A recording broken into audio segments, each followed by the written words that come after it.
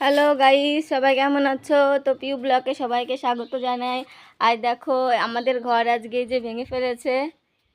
আর এই যে দেখো এখানে নতুন করে ঘর তোলা হচ্ছে, কারণ ঘর ভাঙা হয়ে গেছে আর এখন থাকবো কোথায়, ওই জন্য নতুন করে এইখানে ঘর বানানো হচ্ছে।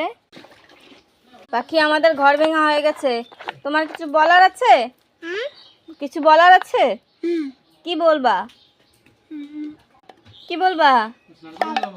আমাদের পিউ ব্লগ শখের মানুষ ত্যাগ করেছি ভাই, মনটা তো পাথর হবেই। এই সেই আমার রামের কুঠির, এখানেই আমি বনবাস করতাম।